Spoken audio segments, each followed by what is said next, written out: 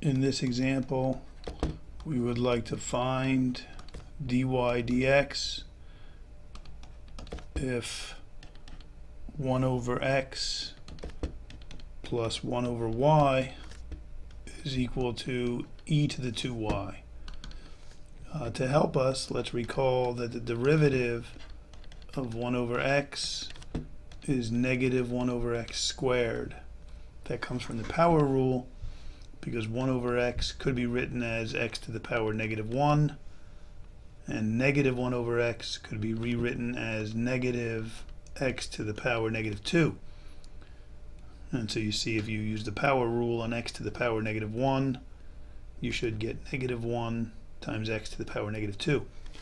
Okay, so now to solve this problem, we will assume that y is a function of x, and we will take the derivative with respect to x of both sides of the equation. So the derivative of the left side equals the derivative of the right side. On the left side, the derivative of 1 over x is negative 1 over x squared, as mentioned, and the derivative of 1 over y requires the chain rule. Y is inside of the function 1 over x, so the derivative of 1 over y using the chain rule is minus 1 over y squared, and then times the derivative of y, which is dy over dx.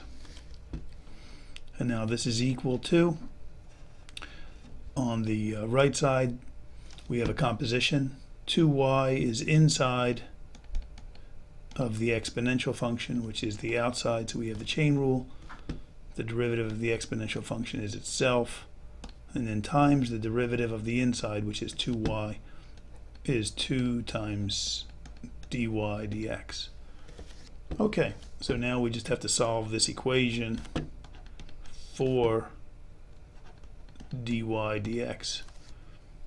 We will move the dy dx term over to the right, and we have minus 1 over x squared is equal to 2e to the 2y dy dx plus 1 over y squared dy dx. If we now factor dy dx from the right, factor dy dx from the right side, then we get dy dx times 2e to the 2y plus 1 over y squared will equal negative 1 over x squared. And so one answer could be written as dy dx equals negative 1 over x squared divided by 2e to the 2y plus 1 over y squared. And that's could be improved upon if we multiply the top and the bottom of this equation by x squared y squared. Then we can get rid of the x squared that we see in the denominator, in the denominator of the numerator, and the y squared that we see here in the denominator of this fraction, to clean it up a little bit. So we have dy dx equals negative y squared over 2x squared y squared plus x squared. And that's a slightly nicer final answer.